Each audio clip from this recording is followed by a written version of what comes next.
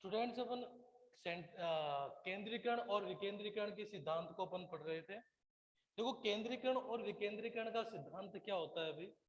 केंद्रीकरण का जो सिद्धांत होता है वह उन संस्थाओं में या उन व्यवसायिक संस्थाओं में लागू होता है जहां पर जिन व्यवसायिक संस्थाओं का आकार क्या होता है, छोटा होता है। जहां पर क्या होता है अभी, छोटे स्तर पर क्या किया जाता है, व्यवसाय किया जाता है। और उसके अंदर जितने भी अधिकार होते हैं, जितने भी पावर होते हैं, वो केवल एक ही व्यक्ति के पास होते हैं। अगर किसी भी व्यक्ति को अगर कोई भी कार्य करना है या कोई भी निर्णय लेना है या कोई भी व्यवसायिक कार्य करना है, तो उनको क्या करना होगा, इनसे अधिकार लेना होगा। इनसे पूछकर ही, उस एक व्यक्ति से ही पूछकर क्या करना होगा, उनको अपने कार्यों को पूरा करना होगा। मतलब जितने भी अधिकार होते हैं वो केवल एक ही व्यक्ति के पास होते हैं। पावर जो होंगे वो सारे किसके पास होंगे, एक व्यक्ति के पास होंगे।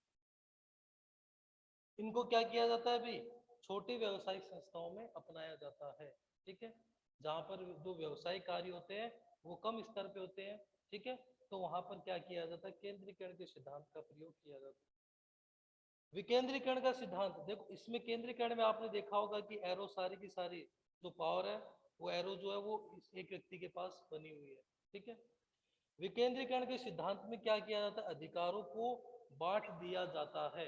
जब व्यवसाय का क्षेत्र क्या हो जाता है अभी, बढ़ जाता है, व्यवसाय को और ज्यादा बढ़ा दिया जाता है, अलग अलग विभाग बना दिए जाते हैं, अलग अलग डिपार्टमेंट बना दिए जाते हैं, तो एक अकेले व्यक्ति के द्वारा हर एक व्यवसाय को देखना, हर एक विभाग को देखना क्या होता है, कठिन हो जाता है। इसलिए अधिकारों को क्या किया जाता है, एक से ज्यादा लोगों में क्या कर दिया जाता है, बांट दिया जाता है। अलग अलग विभाग के कार्य जो होते हैं उसके अनुसार क्या किए जाते हैं, अधिकार और जो भी पावर है वो क्या किए जाते हैं, अलग अलग विभाग को दे दिए जाते हैं। समझिए, तो अलग अलग विभाग को अगर अपन इसमें अधिकारों का क्यों बांटा जाता है, क्योंकि एक अकेले व्यक्ति के द्वारा पूरे व्यवसाय को देखना क्या हो जाता है, कठिन हो जाता है। क्योंकि व्यवसाय का क्षेत्र क्या हो जाता है, बढ़ जाता है, और इतने बड़े व्यवसाय पे एक ही व्यक्ति के द्वारा आवाज नहीं उठा, एक ही व्यक्ति के द्वारा सभी को कंट्रोल करना, पूरे व्यवसाय को कंट्रोल करना क्या होता है अभी, मुश्किल होता है अभी। इसलिए वो क्या करते हैं अभी, अधिकारों को क्या करते हैं, एक से ज्यादा लोगों में क्या कर दिया जाता है, बांट देते हैं, जिससे प्रत्येक व्यक्ति अपने अपने विभाग के कार्य को क्या कर सके, आसानी से कर सके और उचित निर्णय ले सके। तो इसलिए केंद्रीकरण और विकेंद्रीकरण के सिद्धांत को हेनरी फ्योल ने क्या किया, प्रतिपादित किया है। केंद्रीकरण, हेनरी फ्योल ने कहा है कि केंद्रीकरण का जो सिद्धांत होता है वह उन संस्थाओं के लिए लागू होता है जो छोटी व्यवसायिक संस्थाएं होती हैं, जहां पर व्यवसायिक कार्य क्या होते हैं, बहुत कम होते हैं।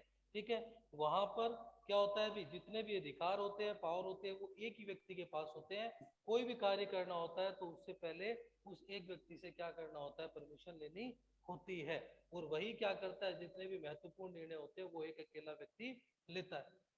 लेकिन विकेंद्रीकरण का सिद्धांत क्या कहता है कि इसमें क्या होता है अभी, जब व्यवसायिक संस्था का आकार क्या होता है, बढ़ जाता है, व्यवसाय बहुत ज्यादा बढ़ जाता है, तो एक अकेले व्यक्ति के द्वारा संपूर्ण व्यवसाय के ऊपर नियंत्रण करना, संपूर्ण व्यवसाय को देखना, पूरे व्यवसाय का प्रबंध करना, वो क्या होता है, मुश्किल होता है अभी। इसलिए अधिकारों को क्या किया जाता है अभी, अलग अलग लोगों में, अलग अलग विभाग में क्या कर दिया जाता है, बांट दिया जाता है, ताकि अधिकार बढ़ जाते हैं। तो उसके अनुसार क्या होता है अभी, प्रत्येक व्यक्ति अपने अपने कार्य को क्या कर सकता है, अपने अधिकार के अनुसार देख सकता है, उनके ऊपर नियंत्रण रख सकता है। ठीक है, तो यह क्या होता है, बड़े व्यवसाय के लिए क्या होता है, उपयोगी होता है।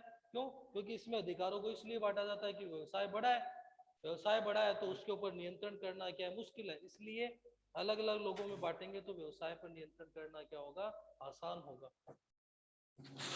अगला जो अपना सिद्धांत है, ये तो हो गया अपना केंद्रीकरण और विकेंद्रीकरण का सिद्धांत। ठीक है, उसके बाद में जो अपना अगला सिद्धांत आएगा वो है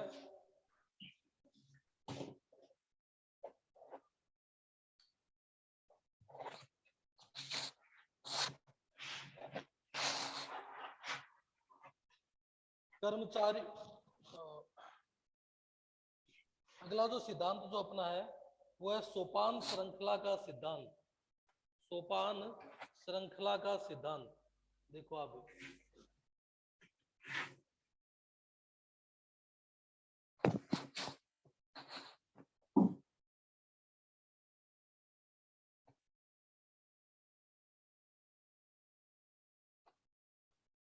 सोपान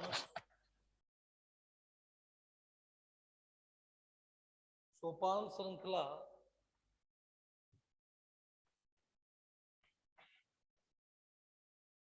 सोपान श्रृंखला का सिद्धांत, इसका एक डायग्राम दे रखा है, वो डायग्राम मैं आपको बना के बता देता हूँ।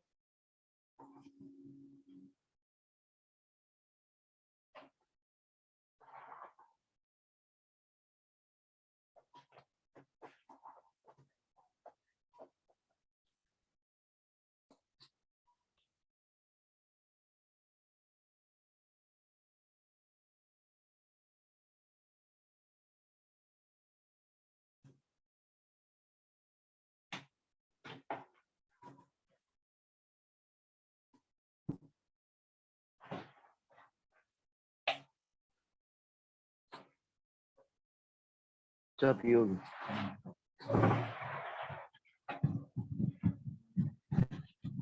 साउंड ऑफ करो, नोट करो।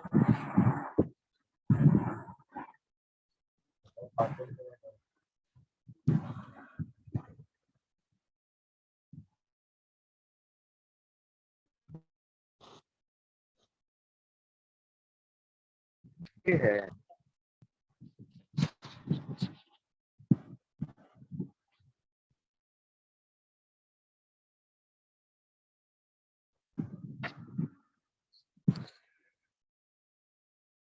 देखो सोपान श्रृंखला का जो सिद्धांत है वो क्या कहता है भाई, सोपान श्रृंखला के सिद्धांत में हेनरी फ्योल ने कहा है कि कोई भी व्यावसायिक संस्था जो होती है उसके अंदर कोई भी कार्य किए जाते हैं या कोई भी अधिकार दिए जाते हैं तो वो एक श्रृंखलाबद्ध होने चाहिए।